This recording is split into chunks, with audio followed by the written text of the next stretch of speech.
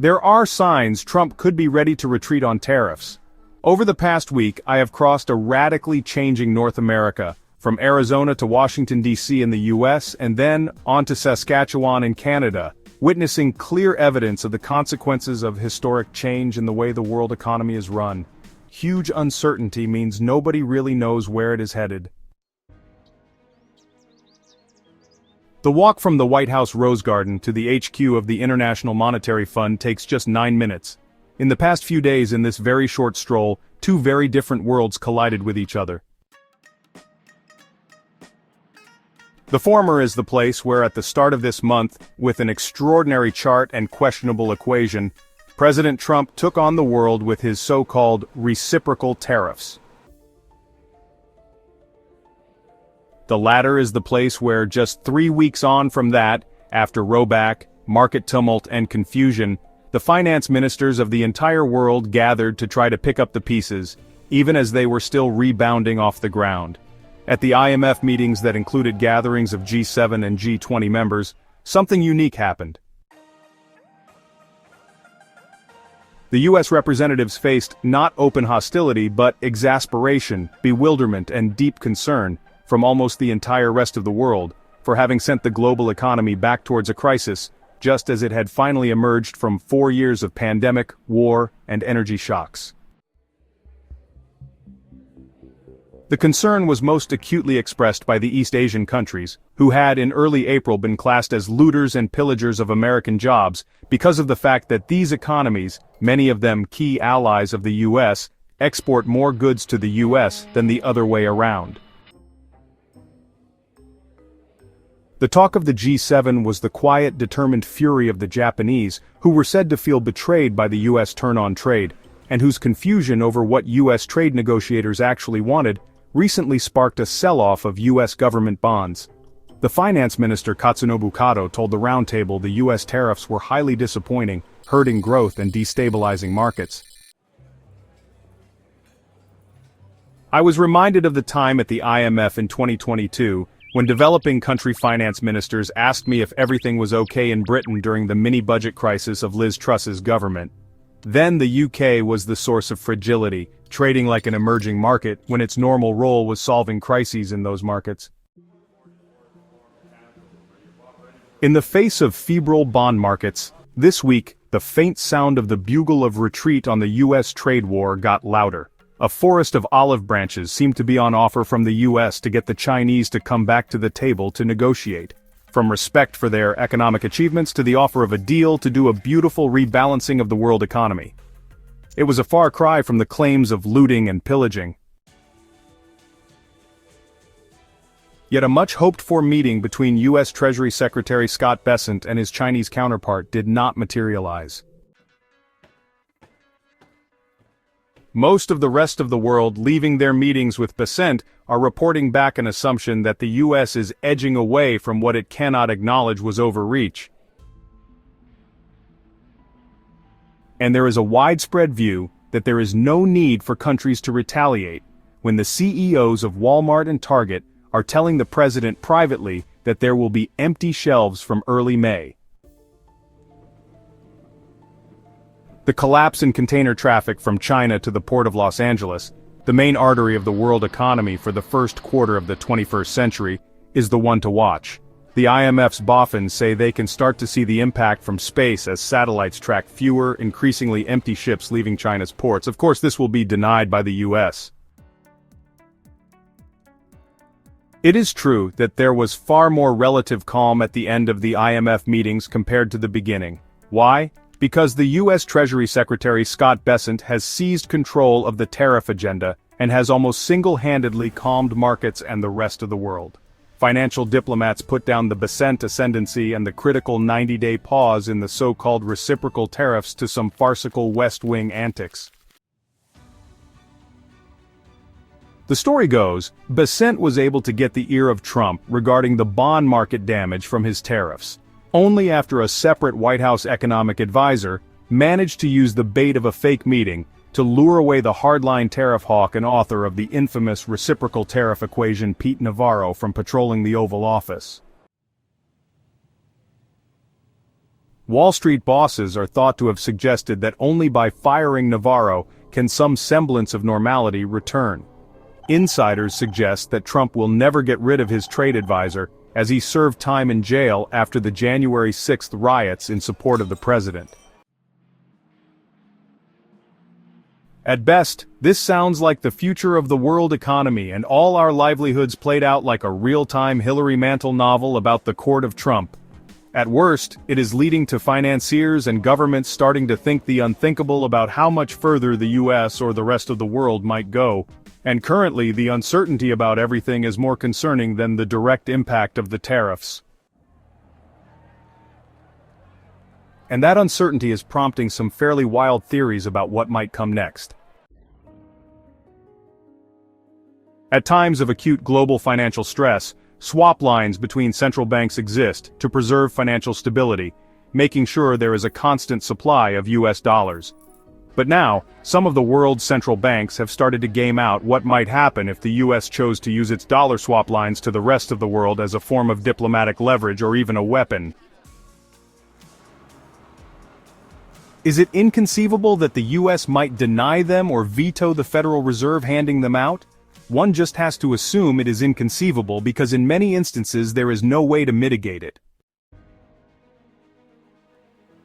But the nightmarish scenario for the world financial system, however unlikely, is now not wholly implausible. A little less unlikely perhaps is the idea that those countries with a trade surplus with the US could help fund the US with an effective tax on their holdings of US government debt. Some of these ideas have been floated in speeches and papers by US government advisors. In this atmosphere, worrying but incorrect ideas can start to infect confidence. For example, there was a whodunit about significant selling of US government debt just after the original tariff reveal. Some speculated it was China, but Tokyo currently happens to be the biggest overall creditor to the US. Was this Japanese selling that helped make the case to Trump for the tariff pause, an almost deliberate diplomatic tactic? Two very well-connected officials suggested this scenario to me, which shows the febrility right now, even though it seems implausible. While Bessent commanded the weekend airwaves in the United States, having assumed control of this process, it was still quite something to see him sending the message that investors need to know that the US government bond market is the safest and soundest in the world. If you have to say it, check one, check. Another significant finance minister told me of his global counterparts that no one was crawling to the Americans given the unbeatable effectiveness of the United States having to negotiate with its own bond market.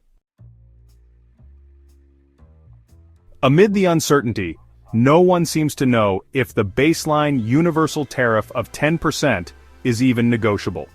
President Trump's message that tariff revenue could be sufficient to completely eliminate income taxes for many people would rather suggest that it will stay. It depends on who you talk to on which day of the week.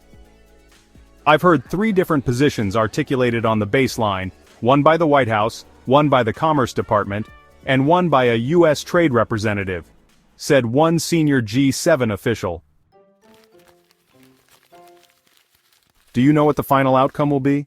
Whatever the president wants at that moment, shaped by industrial, market, and political issues, I was told. This is of particular interest to the UK because the baseline bites the UK hard.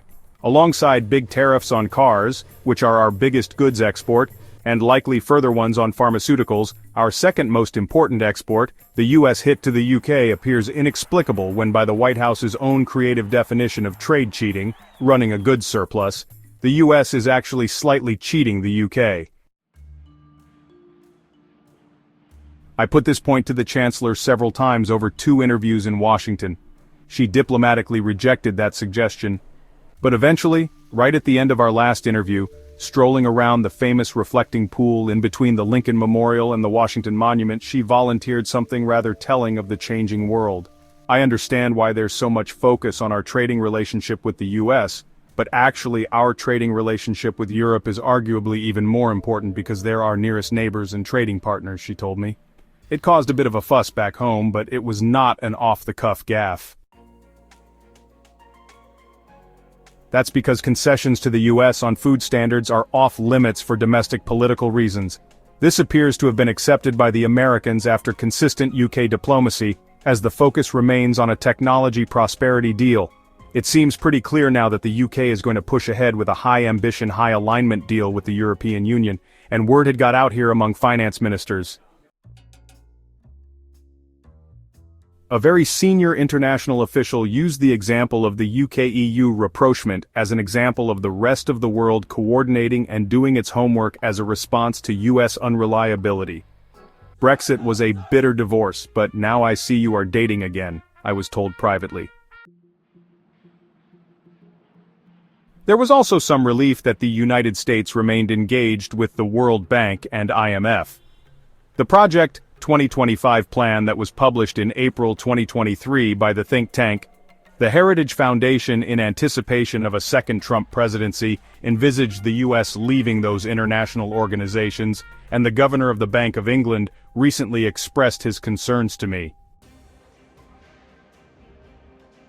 Besant used the meetings to confirm U.S. commitment to the bank and the fund, albeit with a return to their core functions, and away from considerations of social issues and the environment. The Europeans counted that as a win.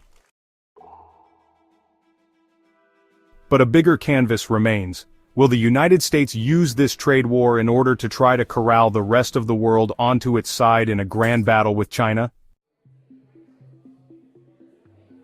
It seems astonishing to have annoyed allies so significantly and fundamentally if this was the strategic point of all this.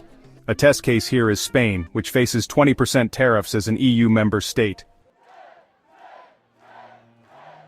Spanish Prime Minister Pedro Sánchez met President Xi in Beijing a fortnight ago. Spain's booming economy, the fastest-growing advanced economy last year, and forecast to be again this year, is the only one to be upgraded by the IMF. He appeared rather unmoved by all this, telling me at the Semaphore World Economy Summit in D.C., there's a huge trade deficit with China, and we need to correct that by opening up to China, by also attracting Chinese investment, of course, within an overall economic security umbrella, and that can only be done by engaging and actually talking to the Chinese authorities. The US doesn't like it. But if the US wanted to persuade the Spanish and EU of its reliable long-term allyship against China, it is difficult to see the strategy in the past month's tariff accusations and chaos. Whoever wins in Canada's election will bring that G7 economy firmly back into this globally transformative debate. Could the newly elected Canadian PM start a full-fat negotiation with the UK too? And then he will chair the G7 summit in Canada in June as President Trump's 90-day deadline expires. There is a path to trade peace, calm, and de-escalation. But it could get much worse too. This is a critical few weeks for the world economy.